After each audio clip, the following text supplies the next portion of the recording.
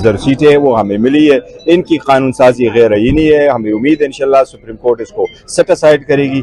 Basic बात यह है कि जो नोटिफिकेशन हुआ था 78 MNAs और MPAs का, जो सुप्रीम कोर्ट ने सेट असाइड कर दिया, हमें सीटें कब मिलती है, अब दोबारा ये हमारा नोटिफिकेशन कब करते हैं, लेकिन ये सेटल है कि इनका नोटिफिकेशन सुप्रीम कोर्ट ने सेट असाइड कर दिया, तो ये अटल हकीकत है, इनको तो नहीं मिलनी। हमें इंशाल्लाह ताला सुप्रीम कोर्ट ने ऑर्डर किया हुआ और उसके मुताबिक इम्प्लीमेंट होकर हमें सीटें मिली। अरशद नदीम ने कल कौम का नाम रोशन कर लिया है, बड़ी खुशी हुई अरशद नदीम के, और मैं उनको मुबारकबाद पेश करता हूँ और मैं पूरे कौम को मुबारकबाद पेश करता हूँ। और हमारे लिए ये भी सोचने का मुकाम है कि हमें इम्प्रूव करना चाहिए ताकि हर फोरम पे आ जाए। देखो चाइनीज, अमेरिकन और ब्रिटिश वो आ जाते हैं, वो लोग बड़े सारे मेडल लेकर के घर चलते हैं, वो भी तो इंसान है, लेकिन उनको वो मौके प्रोवाइड किए हुए हैं जिससे वो तरक्की की तरफ गामजन हो जाते हैं, और हम अपने लोगों को वो मौका नहीं प्रोवाइड करते, हम उनके जो पोटेंशियल है उसको यूटिलाइज नहीं करते। तो हमें कोशिश करनी चाहिए कि हमारे बाकी जो ओलंपिक्स में मेडल हासिल करने का जो उम्मीद रखे हुए हैं, उनकी भी पोटेंशियल को हम उजागर करें और उनके